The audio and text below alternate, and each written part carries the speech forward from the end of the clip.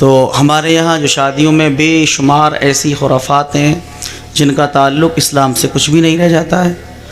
محض ہم نے جو ہے ملک عزیز ہندوستان میں رہ کر اپنے کلچر اور اپنی تہذیب ثقافت کو بالائے طاق رکھ دیا، دوسروں کی ثقافت کو اپنا لیا، دوسروں کا کلچر اپنا لیا۔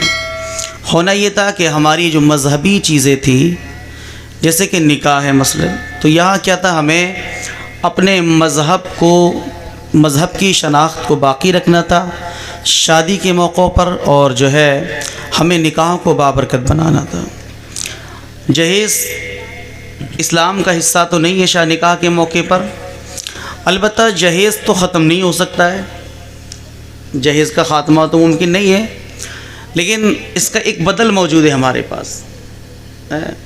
جہیز کا جو لفظ ہے نا، یہ باب تفعیل کا مصدر ہے، جاہز یجاہز سے بنا، اور اس کا معنی آتا ہے کہ سامان تیار کیا جاتا ہے اور وہ کسی کو دے دینا، جسے قرآن میں اس کے متعلق آیا فلما جہزہم بجہازہم، یوسف علیہ السلام نے جب اپنے بھائیوں کو سامان تیار کیا تو اس وقت اللہ تعالیٰ نے یہ فرمایا فلما جہزہم بجہازہم۔ تو یہ جہیز عربی زبان کا لفظ ہے، باب تفعیل کا مصدر بنتا ہے، لیکن اس کا معنی یہی ہے۔ امام علامہ راغب اصفہانی رحمۃ اللہ تعالی علیہ نے بیان فرمایا کہ جہیز کا مطلب یہ ہوا، جو اصطلاح میں اس کو بولا جاتا ہے جہیز، لڑکی والوں کی جانب سے جو لڑکے والوں کو دیا جاتا ہے وہ جہیز کہلاتا ہے۔ اچھا، جہیز تو ختم نہیں ہوگا، یہ بات میں نے آپ سے پہلے کہی ہے، جہیز ختم نہیں ہوگا، لیکن اس کا ہمارے پاس بدل موجود ہے، اور وہ بدل کیا ہے؟ وہ اسلامی شریعت، اسلامی لاء کا ایک حصہ ہے۔ میں نے کہا نا، ہم نے اپنے کلچر کو بلایا ہے۔ کلچر کیا تھا ہمارا؟ کلچر یہ تھا، ہم قرآن و حدیث کو سب سے پہلے اپنے پاس رکھتے، قرآن و حدیث پر عمل کرتے۔ تو جہیز تو اسلام میں اس کا کوئی تصور نہیں ہے زیادہ، تصور یہ تھا باپ کی وراثت میں اولاد کو حصہ دیا جائے۔ سمجھ میں آ رہی نہیں؟ باپ کی جائیداد میں اولاد کو حصہ دیا جائے۔ تو بیٹیوں کی نکاح کے وقت اسلام میں ان کو جہیز کی دکان لگانے کا کوئی سسٹم نہیں تھا کہ بہت زیادہ مال سجا دیا جائے پھر لڑکے والوں کو دے دیا جائے، نہیں تھا یہ کہ لڑکے والے جو ہیں، بلکہ یہ فرمایا گا الرجال قوامون علی النساء، جو آیت ہے نا، اللہ نے فرمایا کہ مردوں کو عورتوں پر حاکم کیا، تو یہ حاکمیت جو مردوں کی ہے نا، یہ اس لیے ہے، فرماتے ہیں کہ مرد عورت کا مہر ادا کرتا ہے، نان و نفقہ وہ ادا کرتا ہے، اس لیے مرد عورت پر جو ہے حاکم ہے۔ اور سمجھ رہے ہیں، حاکمیت کا مطلب یہ ہے کہ مرد عورت، کوئی عورت کسی آدمی کو مہر دیتی ہے؟ کبھی نہیں دیتی ہے نا، مرد کی طرف سے مہر ہوتا ہے، نان و نفقہ مرد کی طرف سے ہوتا ہے۔ تو ہمارے مفسرین کرام فرماتے ہیں جو مرد حاکم ہے نا عورت پر، تو اس کی ایک وجہ یہ بھی ہے کہ مرد عورت کو کما کر کے لاتا ہے، دوسرا یہ ہے کہ مرد جو ہے مہر ادا کرتا ہے۔ تو یہ جو استطاعت مردوں میں ہوتی ہے، اسی لیے حضور علیہ السلام نے ارشاد فرمایا یا معاشر الشباب من استطاع منکم الباء فلیتزوج فانہ اغض للبصر واحسن للفرج۔ یہ پوری حدیث ہے، حضور فرماتے ہیں اے نوجوانوں کے گروہ، اگر تم استطاعت رکھتے ہو نا نکاح کرنے کی تو نکاح کر لو۔ اب یہ استطاعت کیا ہے؟ تو استطاعت یہ ہے کہ مہر ادا کر سکتے ہو تو نکاح کر لو۔ نکاح کا فائدہ یہ نگاہوں کو حفاظت کرتا ہے، شرمگاہوں کو محفوظ رکھتا ہے۔ اور فرمایا اگر استطاعت نہیں رکھتے ہو، مہر ادا نہیں کر سکتے، تو فرمایا تو پھر تم روزے رکھ لو۔ روزے رکھو گے تو فائدہ یہ ہوگا کہ روزہ جو ہے نا، بھوک سے شہبت کا خاتمہ ہو جاتا ہے۔ آپ کے اندر جو شہبت پیدا ہوئی ہے نا، فرمایا اگر استطاعت نہیں ہے مہر ادا کرنے کی، تو فرماتے ہیں سرور کائنات صلی اللہ علیہ وسلم تو اب یہ بندہ روزے رکھ لے جا کر۔ سمجھ میں آ رہی بات؟ تو مہر ادا کرنے کا حکم مردوں کو دیا گیا۔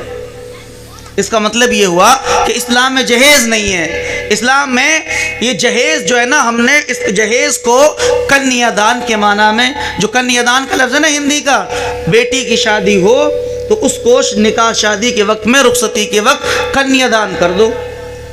تو اسلام میں جہیز کا یہ ہلکا سا تصور کیا تھا، یہ تھا کچھ سامان دے دیا جائے. لیکن اب یہ وبا جو اتنی پھیلی تو اس کا خاتمہ ہونا ضروری تھا، لیکن خاتمہ تو ہو نہیں سکتا اس کا. اب اسلامی شریعت کیا ہے؟ تو قرآن کہتا ہے یوصیکم اللہ فی اولادکم للذکر مثل حظ الانثیین. اگر جہیز کو ختم کرنا چاہتے ہیں ہم چاہتے ہیں ہمارے معاشرے سے یہ برائی ختم ہو جائے، تو اس برائی کے ختم کرنے کا واحد ایک ذریعہ ہے، اور وہ ذریعہ یہ ہے کہ اپنی اولادوں میں جو وراثت تقسیم کی جاتی ہے، جو مال اور جائیداد کا بٹوارہ کیا جاتا ہے، تو یہ بات تو بالکل ویسے خلاف ادب بھی ہوگی اور لڑکیوں کے ساتھ ناانصافی بھی ہوگی. ہم یہی کہتے رہے کہ جہیز نہ دو. ہاں جہیز بری بلا ہے، جہیز کو ختم کریں، ساتھ میں اپنے معاشرے میں ایک چیز لے کر آئیں. وہ چیز یہ ہے کہ بیٹیوں کو باپ کی جائیداد میں حصہ دینے لگ جاؤ، جو قرآن نے بیان فرمایا. قرآن نے کہا یوصیکم اللہ فی اولادکم للذکر مثل حظ الانثیین. اے لوگو، تمہیں تمہاری اولادوں کے بارے میں اللہ یہ حکم فرماتا ہے کہ جب تم مال کو بانٹو، جائیداد کو بانٹو، باپ اپنے اولاد کو وراثت تقسیم کی جائے تو بیٹوں کو 2 حصوں دو اور بیٹیوں کو ان کا 1 حصہ ادا کر دو. سبحان اللہ. بات سمجھ میں آئی آپ کے؟ نہیں آئی؟ تو میں نے کہا نا جہیز تو ختم نہیں ہو سکتا، لیکن جہیز کا بدل یہ ہے جو شریعت کا کام تھا اس پر عمل کر لیتے. ہم شریعت کا حکم تھا اس پر عمل کر لیتے. شریعت کا حکم تو ختم، 10 لاکھ جہیز میں تو دینا ہم نے پسند کر لیا، لیکن اپنی تہذیب کو آگے نہ بڑھایا، اپنے کلچر کو آگے نہ بڑھایا. ہم نے غیروں کا کلچر اپنے اوپر تھوپ لیا اور کنیا دان کو ہم نے اس جہیز کے معنی میں لے کر اس کو عام کر دیا. ہونا یہ تھا کہ جہیز کو ختم کرتے یوصیکم اللہ فی اولادکم للذکر مثل حظ الانثیین پر عمل کرتے ہیں، لیکن ہم نے اس پر عمل نہ کیا. بات سمجھ میں آئی نہیں آپ کے؟ ہم نے اس پر عمل نہ کیا. ہم نے اپنی شناخت کو ختم کر دیا، اپنی مذہبی مذہب کی پہچان جو ہمارے ہونا چاہیے تھا. جہیز ختم ہوتا، اولاد بیٹیوں کو حصہ باپ کی جائیداد میں دیا جاتا، مکان میں ان کا حصہ ہوتا، جائیداد میں ان کا حصہ ہوتا. اب یہ بیٹیوں کو مل جاتا. جب یہ ملنے لگ جائے گا تو جہیز ختم ہو سکتا ہے. بے شک بے شک. بات سمجھ رہے ہیں آپ؟ یہ چند باتیں آپ کو بتائیں میں نے. اچھا، تو ہم اس کو اس لیے ایسے ختم کر سکتے ہیں قرآن و حدیث کے عامل بن جائیں. بے شک. سبحان اللہ. سبحان اللہ. یہ بات میں نے ختم کر کے اب آپ کو یہ بتانا ہے کہ آپ اور ہم یہ چاہیے کہ ہم جو ہے قرآن و حدیث کے عامل بنے. اور دوسری چیز، ویسے میں سرکار غوث اعظم پر آپ سے کچھ گفتگو کرتا ولایت کے حوالے سے، لیکن وہ اس سے قطع نظر یہ ہے کہ چند منٹ 5 منٹ یہ آپ کو حب رسول کے حوالے سے اور سمجھا دیتا ہوں. یہ تو یہ ختم کر دیتے ہیں کیونکہ وقت نہیں ہے. تو نکاح پر بھی گفتگو ہونی چاہیے تھی، مگر یہ کہ نکاح کو ہم اس کو اسلامی طریقے سے کریں. یہاں جو خرافات ہیں ہمارے یہاں ان کا خاتمہ کریں، اسلامی کلچر کو اپنائیں، اسلامی تہذیب سے اپنا رابطہ رکھیں. بات سمجھ میں آ رہی ہے؟ لیکن اب آخری بات یہ کہ حب رسول کے حوالے سے یہ 5 منٹ کی بات ہے آپ سے. یا ایھا الذین آمنوا لا ترفعوا اصواتکم فوق صوت النبی. اللہ نے فرمایا اے لوگو، تم رسول کی بارگاہ میں جاؤ تو اپنی آوازوں کو آہستہ رکھو، ہلکے بولا کرو. جب یہ آیت مبارکہ نازل ہوئی نا تو ایک صحابی تھے حضرت ثابت بن قیس نام کے، ان کی آواز بہت بلند تھی، رونے لگے جب آیت نازل ہوئی. تو اتنا روتے کہ گھر کے کونے میں بیٹھ گئے، مسجد ہی نہیں جایا کرتے تھے. نبی پاک صلی اللہ علیہ وسلم نے ایک صحابی دین کے پڑوسی حضرت سعد سے پوچھا، ثابت نظر نہیں آ رہے ہیں، کیا مسئلہ ہے؟ کہنے لگے یا رسول اللہ صلی اللہ علیہ وآلہ وسلم، بات یہ ہے جس دن سے یا ایھا الذین آمنوا لا ترفعوا اصواتکم فوق صوت النبی والی جو آیت ہے نا یہ نازل ہوئی ہے، تو ثابت روتے رہتے ہیں اور یہ سوچتے ہیں یار ہم تو تباہ و برباد ہو گئے، ہم تو بہت تیز بولا کرتے تھے، ہماری تو آوازیں بہت تیز نکلا کرتی تھی. یہ خیال سے ثابت بن قیس روتے رہتے، گھر سے باہر ہی نہیں نکلتے ہیں. سمجھ رہے ہیں؟ یہ عشق رسول تھا اور ادب رسول تھا. کہنے لگے آیت ان کے حق میں نازل نہیں ہوئی تھی، مطلب یہ تھا کہ لوگوں رسول اللہ کی بارگاہ میں جاؤ تو آوازیں پست کر لیا کرو، آپ آوازیں پست کر لیا کرو. میں آپ کو یہ بتانا چاہ رہا ہوں کہ ایک بدبخت جو ہے ہمارے نبی کی نبوت کا انکار کر دے آج، لیکن ہمارے کانوں پہ جوں تک نہیں لگی۔ کیا آپ نے کبھی اس پر افسوس نہیں کیا؟ اور حضرت سعد ابن ربی رضی اللہ تعالیٰ عنہ جنگ احد میں شہید ہونے والے صحابی ہیں، ان کی یہ بات آپ یاد رکھ لیں، اپنے بچوں کو یہ وصیت اور نصیحت میں ان کو سکھا دیں۔ بات یہ ہے کہ حضرت سعد بن ربی جو ہے جنگ احد میں شہید ہو گئے۔ ان کا جب جنگ ختم ہوئی تو سرکار نے پوچھا سعد ربی نظر نہیں آ رہے ہیں، آواز دی گئی، بھیجنے والوں کو بھیجا، حضور نے فرمایا ربی نظر آ جائیں تو ان کو میرا سلام کہہ دینا۔ سرکار نے یہ حکم فرمایا، اب آواز دی جا رہی ہے حضرت ربی نظر نہیں آ رہے ہیں۔ آخرکار جب 7 لاشوں کے نیچے حضرت ربی کی لاش دبی ہوئی تھی اور جب آواز دی تو ایک ہلکی سی آواز نکل کر آ رہی تھی، میں یہاں موجود ہوں۔ لاشوں کو جب ہٹایا تو 7 لاشوں کے نیچے جو لاش دبی ہوئی تھی وہ حضرت ربی کی لاش تھی۔ اب میں آپ سے جو بات کہنے جا رہا ہوں وہ اپنے آپ کو توجہ کے ساتھ سننی ہے اور اپنے بچوں کو جو ہے حب رسول کی گھٹی پلانی ہے، ان کے دل میں جو ہے حضور کی محبتیں ڈالنی ہیں، ان کو سچا عاشق نبی بنانا ہے، ناروں والا نہیں، عاشق مصطفیٰ بنانا ہے۔ جو حضرت ربی کہہ کر گئے تھے، آپ کی آخری سانسیں چل رہی تھی، لاشوں کو ہٹایا گیا، لاشوں کے نیچے جب دیکھا گیا تو آخری سانس چل رہی ہے۔ آدمی اس وقت کیا ہوتا ہے؟ پوچھتا کس کو؟ اپنے عزیزوں کو پوچھتا ہے، اپنے بچوں کو پوچھتا ہے، اپنے گھر والوں کو پوچھتا ہے۔ لیکن سعد جو ہے حضرت ربی جو پوچھ رہے ہیں نا، وہ ان کے لیے پوچھ رہے ہیں یہ بتاؤ ما فعل رسول اللہ صلی اللہ علیہ وآلہ وسلم، یہ بتاؤ رسول اللہ کا حال کیا ہے؟ رسول پاک کو تو شہید نہیں کر دیا گیا ہے، رسول پاک کس حال میں ہے؟ جانے والوں نے کہا نا رسول اللہ تو بالکل ٹھیک ہیں، رسول اللہ صلی اللہ علیہ وسلم تو بالکل بہتر ہیں۔ تو حضرت ربی کہتے ہیں لوگوں سنو، ایک بات یاد رکھنا، ہم میں سے دنیا میں ایک بھی شخص موجود رہا، ایک آنکھ بھی موجود رہی اور کسی نے حضور پر حملہ کر دیا تو یاد رکھنا قیامت کے دن اللہ کی بارگاہ میں تمہارا کوئی عذر قبول نہیں کیا جائے گا۔ اللہ اکبر، اللہ اکبر، اللہ اکبر۔ کوئی عذر قبول نہیں کیا جائے گا۔ آج بتاؤ، ہم نے اپنے کانوں سے یہ نہیں سنا کہ ہمارا پیغمبر کو یہ کہنے والا ہی کہہ جائے کہ وہ مانسک طور پر بیمار تھے، تو ہم نے کبھی یہ دعائیں بھی نہ کی ہوں گی، یا اللہ یا تو ہمارے کانوں سے قوت سماعت کا خاتمہ کر دے، یا پھر ہمارے حوصلوں میں توانائی عطا کر دے، یا اللہ یا تو ہماری آنکھوں کی بینائی چھین لے، یا پھر ہمیں توانائی عطا کر دے کہ ہم گستاخان رسول کے خلاف کھڑے ہو جائیں اور ان کے خلاف جو ہے کھڑے ہو کر اپنی آوازوں کو بلند کرنے والے بن جائیں۔ کبھی یہ اپنے آواز لگائے نعرے نہیں لگائے، کبھی ہم نے مستیوں میں کھٹے ہو کر یہ کوشش نہیں کی ہوگی تھانے میں چل کر ایک FIR کر دیں اس کے خلاف؟ یہ ہمارا عشق رسول ہے؟ بتاؤ آپ، اس کو نہیں کہتے ہیں محبت رسول۔ نعرہ لگانا بہت آسان ہے، میرے نبی کی شان بچہ بچہ ہے قربان، نہیں، سچے عاشق نبی بنو۔ علامہ حافظ حجر عسقلانی رحمۃ اللہ تعالی علیہ اپنی کتاب الدرر الکامنہ میں ایک واقعہ نقل کرتے ہیں، اور واقعہ یوں ہے، وہ ایک کتے کا واقعہ اگر آپ نے سن لیا ہو تو واقعہ یہ تھا، حضرت حافظ حجر عسقلانی رحمۃ اللہ تعالی فرماتے ہیں درر الکامنہ میں کچھ منگولوں نے عیسائی مذہب قبول کر لیا تھا، اور میں یہ کہتا ہوں ہم اس کتے سے بھی بدتر ہیں، آج کتے سے بھی بدتر ہیں ہم۔ آپ سمجھ جائیں گے کیسے۔ تو منگولوں نے جب عیسائی مذہب قبول کیا تو ان کا جو پادری تھا وہ ان کو کچھ سمجھانے کی کوشش کر رہا تھا، بیچ میں حضور کی توہین کرنے لگ گیا، کتا بھونکنے لگ گیا۔ کتا جب بھونکا تو لوگوں نے اس کو روکا، بھائی نہیں آپ غلط کر رہے ہو، مسلمانوں کے پیغمبر کی جو توہین کر رہے ہیں نا آپ، اس وجہ سے کتا بھونک رہا ہے۔ اس نے بات کو ٹال مٹول کر دیا، نہیں بات یہ نہیں ہے، پالتو ہے، میرے ہاتھوں کی حرکت کی وجہ سے بھونک رہا ہے۔ اس نے دوبارہ پھر اپنی بات کا آغاز کیا اور حضور کی شان میں پھر گستاخی کر دی۔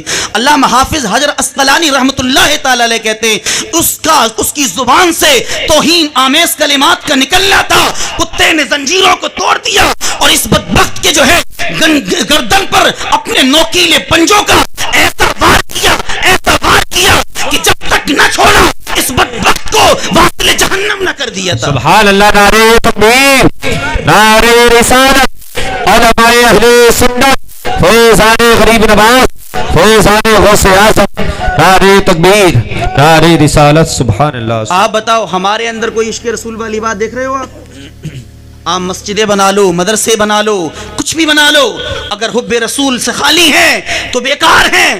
اعلی حضرت کہتے ہیں ثابت ہوا کہ جملہ فرائض فرو ہیں، اصل الاصول بندگی استاجور کی ہے۔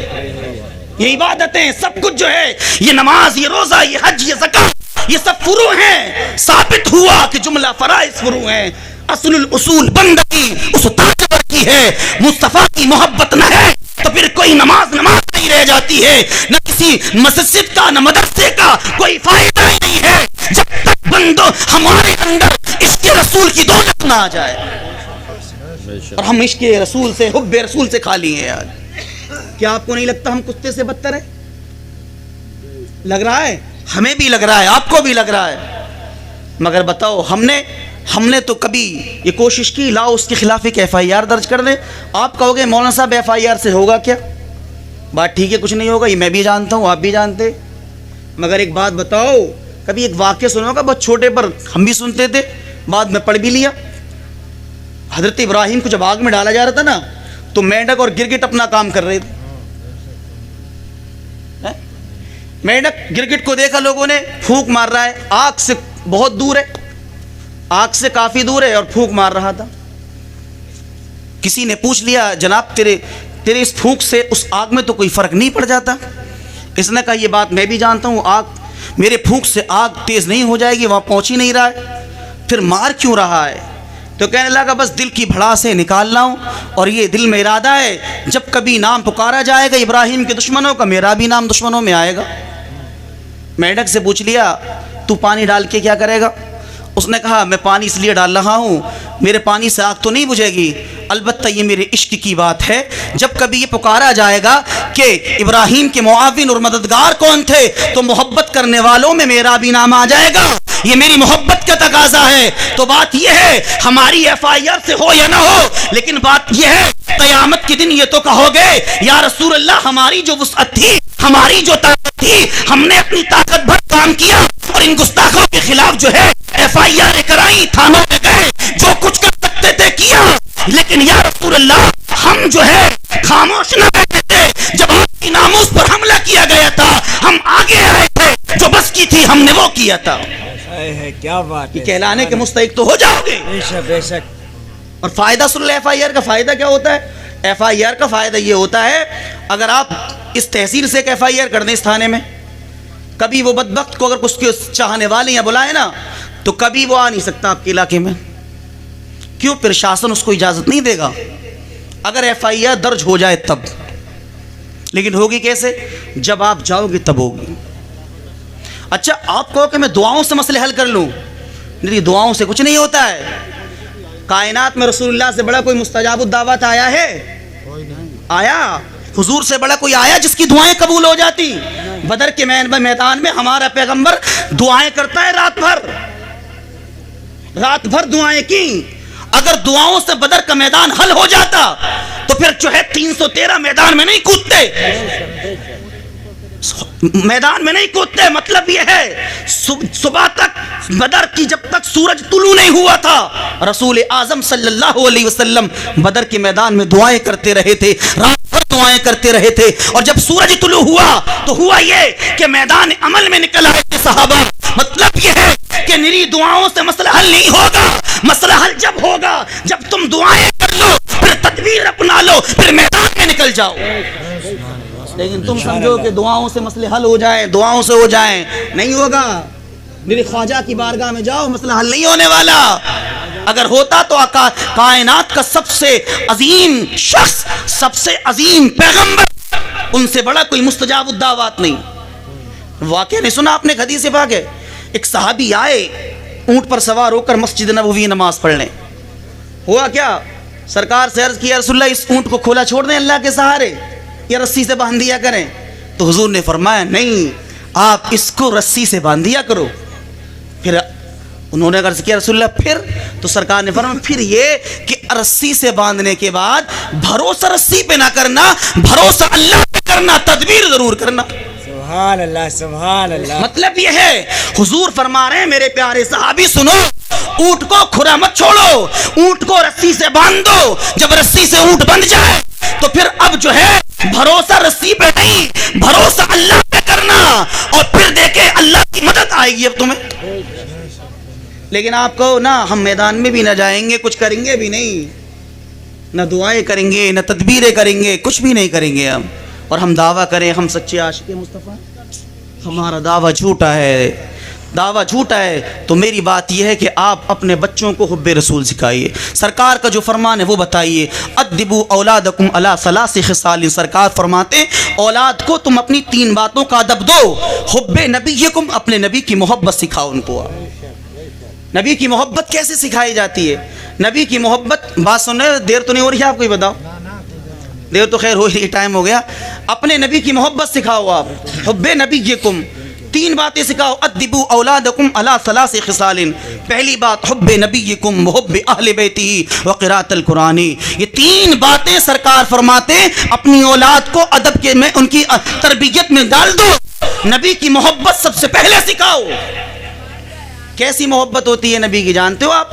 علامہ محمد بن سلیمان جزولی کا واقعہ اگر سنا ہو نا، 1 منٹ میں سنا دیتا ہوں آپ کو.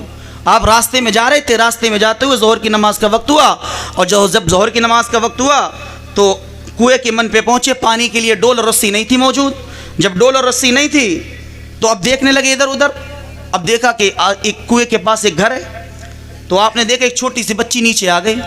اس نے کہا بابا کیا کام ہے؟ تو کہا بیٹا پانی چاہیے، رسی نہیں ہے ہمارے پاس، ڈول بھی نہیں ہے. چھوٹی سی 7 سال کی بچی تھی. وہ کہنے لگی بابا ڈول اور رسی کے بغیر پانی نہیں نکلتا ہے. علامہ محمد بن سلیمان بہت بڑے عالم تھے جن کی کتاب ہے دلائل الخیرات شریف، جس میں درود پاک ہی درود پاک ہے، درود پاک ہی درود پاک ہے. اس کتاب کی خاصیت یہ ہے درود سے شروع ہوتی ہے اور درود ہی پر ختم ہو جاتی ہے. ہمارے بزرگ اس کے حافظ ہوئے، جس ہمارے مرشد کریم سرکار تاج الشرعی علیہ الرحمہ اس کتاب کے حافظ تھے. اور یہ کتاب جو ہے بزرگوں سے اس کی اجازتیں ملتی ہیں پڑھنے کی، اور اس کو لوگ جو ہے ایک ہدف روزانہ پڑھا کرتے ہیں. اتنی بابرکت کتاب ہے درود پاک کی. تو یہ کتاب لکھنے کی وجہ بیان کرتے ہیں کہ اس لکھنے کی وجہ یہ ہے کہ کسی نے پوچھا آپ نے اتنی بڑی کتاب درودوں کی کیوں لکھی ہے؟ تو کہتے ہیں اس لیے لکھی تھی کہ ظہر کی نماز کا وقت، اب ڈول اور رسی نہیں ہے. بچی آئی کہنے لگی بابا ڈول اور رسی کا کیا کام؟ تو کہنے لگے بیٹا بغیر ڈول اور رسی کے پانی تھوڑی نکلتا ہے. کنویں سے پانی نکل جائے گا بغیر ڈول اور رسی کے؟ آپ بھی بتاؤ نہیں نکلے گا نا.